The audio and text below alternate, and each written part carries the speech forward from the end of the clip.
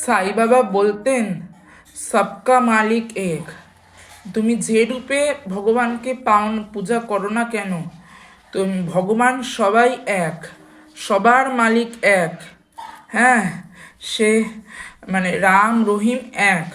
তাই আমাদেরকে যুদ্ধ মধ্যে থাকতে হবে না, সবসময় বন্ধুত্বপূর্ণভাবে আমাদেরকে সহাবস্থান করতে হবে।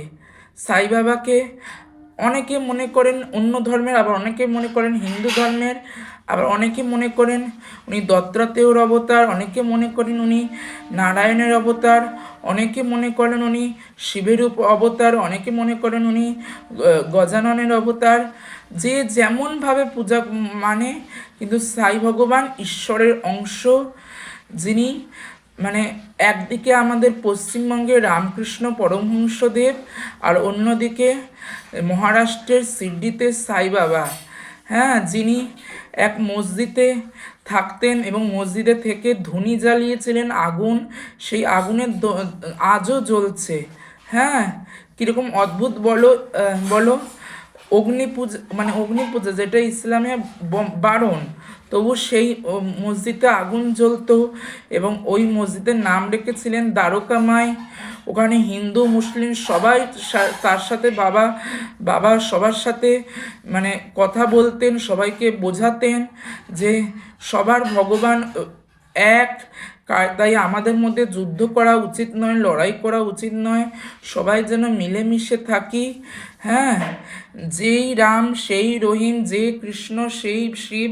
হ্যাঁ, যেটাই একই কথা। বা আমাদের বাংলায় রামকৃষ্ণ পরমহংসদেব বলে গেছেন সর্বধর্ম সমন্বয়, সেটাই বাবা বলতেন যে সবকা মালিক এক হ্যাঁ। বাবার ব্রত অবশ্যই করো। প্রতি বৃহস্পতিবার তুমি যটা বৃহস্পতিবার করতে পারো করো। দিন মানে সর্বনিম্ন সংকল্প হচ্ছে 5টা ব্রত, তারপরে হচ্ছে 6টা ব্রত, এই 5টা ব্রত, 7টা ব্রত, 9টা ব্রত, 11টা ব্রত, এরকম করে 21টা, মানে বিজোড় সংখ্যক ব্রত।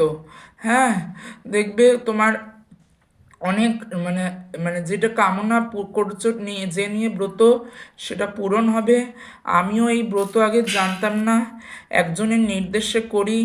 তারপর এই আগে আর জানতাম না যে এই হলুদ কাপড়ের মধ্যে মানে নারকেল রাখতে হয়, সেটাও জানলাম। তোমরা করো ব্রত। এই ব্রত অতি সহজ এবং সরল। বাবা সবার মনের ইচ্ছা পূরণ করুক। জয় সাইরাম, জয় সাইরাম, জয় সাইরাম, জয় সাইনাথ, জয় সিদ্ধি সাইনাথ। এই পর্যন্ত থাক। এবার দেখা হবে অন্য কোনো ভিডিও। হ্যাঁ, তোমরা আমার চ্যানেলে নতুন হয়ে থাকলে অবশ্যই চ্যানেলটাকে সাবস্ক্রাইব করো। ভিডিও ভালো লাগলে লাইক শেয়ার কমেন্ট করতে ভুলো না।